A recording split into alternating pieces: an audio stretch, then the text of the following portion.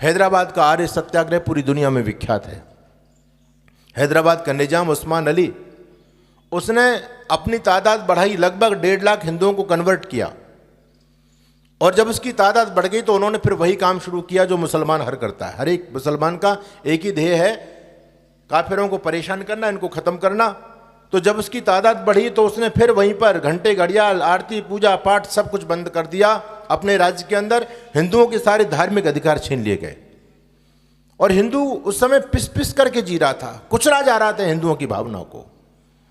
बंधुओं, हम कभी मूर्ति पूजा नहीं करते, लेकिन जब हमारी मूर्ति, भाई ये मूर्ति हमारे महापुरुषों की तो हैं, भगवान राम की, भगवान कृष्ण की, भगवान शिव की। अगर हम इन मूर्तियों की रक्षा करने के लिए नहीं आएंगे आगे तो कौन आएगा? जब हिंदू विवश था तो उस समय आर्य समाज खड़ा हुआ। सार्वदेशिक सभा ने आंदोलन का निर्णय लिया कि हम हैदराबाद में होने वाले हिंदुओं के दमन के खिलाफ हैदराबाद चल करके वहां के निजाम को सबक सिखाएंगे। पूरे देश से 12,000 आर्य समाजी हैदराबाद में पहुंचे। निजाम की जड़ों को हिला के रख दिया आर्य समाजियों ने। निजाम ने कहा महात्मा नारायण स्वामी जी महाराज से, अरे महाराज तुम क्यों मरने के लिए यहां चले आए? और मैं तो तुम्हारा ही तो काम कर रहा हूं, तुम मूर्ति पूजा के विरोधी हो। मैंने मूर्तियों पर ताले लगवा दिए, मंदिरों पर। मूर्ति पूजा का तुम भी विरोध करते हो, मैं भी वही काम कर रहा हूं। अरे ये तो मूर्ख काफिर हिंदू हैं, इनके पीछे तुम क्यों पड़े हो? तुम तो आ रहे हो, तुम इस दलदल में पिसने के लिए क्यों आ गए? तब महात्मा नारायण स्वामी जी ने कहा कि मुल्ला जी सुनो, तुम हिंदू समाज और आर्य समाज को अलग अलग करने समझने की भूल मत करो। हम एक ही हैं, हमारा सिद्धांत एक, हमारा धर्म एक, हमारी परंपरा एक, हमारे महापुरुष एक। बस अंतर इतना कि जैसे कैंची के जो पल्ले होते हैं, और कैंची के पल्ले जब कैंची खाली होती है, जब उसको चलाओ तो दोनों पल्ले आपस में टकराते हैं, आभास करते हैं। हम लोग आपस में बैठते हैं तो सैद्धांतिक कुछ मतभेदों को लेकर के चर्चा होती है, लेकिन इन कैंची के दोनों पल्लों के बीच में कोई तीसरी चीज आती है तो हम लोग दोनों उसको मिलकर के काटने का सामर्थ्य रखते हैं। इसलिए हमारे बीच में मत आओ। डॉक्टर सारस्वत मोहन मनीषी ने लिखा, आग पराई में बोलो था कौन जला। पराई आग का मतलब हम मूर्ति पूजा नहीं करते, लेकिन जब मूर्तियों पर संकट आया तो सबसे पहले आर्य समाज खड़ा हुआ। आग पराई में बोलो था कौन जला।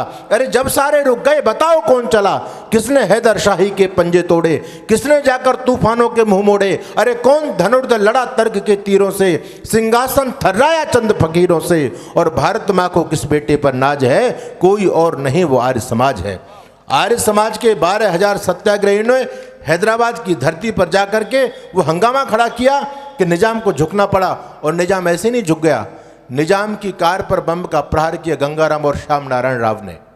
और बंधुओं, हमारे बहुत आर्य लोगों का वहाँ बलिदान हुआ, जेलों के अंदर डाले गए, यातना दी गई, लेकिन फिर भी हम सफल हुए और आखिर निजाम को झुकना पड़ा। हमारे हिंदू भाइयों के सारे अधिकार उसने बहाल किए। और उस समय जब आर्य समाज ने लगभग 1.5 लाख जो हमारे दलित भाई मुसलमान बन गए थे सबको शुद्ध किया, जब अपना वहाँ पर वर्चस्व बना लिया, बहुमत बना लिया, तो निजाम को झुकना पड़ गया और उसने हिंदुओं के सारे अधिकार, धार्मिक अधिकार वापस किए। आर्य समाज ने कहा कि हम केवल हिंदुओं के धार्मिक अधिकार बहाल करने के लिए नहीं आए, बल्कि इस समय लोहा गर्म है, गर्म लोहे पर चोट करने की आवश्यकता है। देश के यशस्वी गृह मंत्री श्री सरदार वल्लभ भाई पटेल से संपर्क किया कि अब तत्काल आ जाइए, लोहा गर्म है, इस समय हैदराबाद का विलय भारत में कर दीजिए। हमने सारी स्थितियों को नियंत्रण में किया हुआ है। देश के गृह मंत्री ने इंडियन आर्मी को हैदराबाद में उतारा और उस निजाम हैदराबाद की करपट्टी पर रिवाल्वर रखी गई।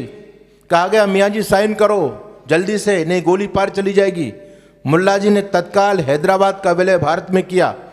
हैदराबाद भारत के गले की हड्डी बन चुका था। 2 रियासतें भारत की राजनीति का केंद्र बन गई, एक तो जम्मू कश्मीर की रियासत और एक हैदराबाद की रियासत। ये दोनों नेहरू की भूल के चलते हुए, लेकिन आर्य समाज की सूझबूझ ने और देश के गृह मंत्री की सूझबूझ ने इस मुद्दे को सुलझा दिया।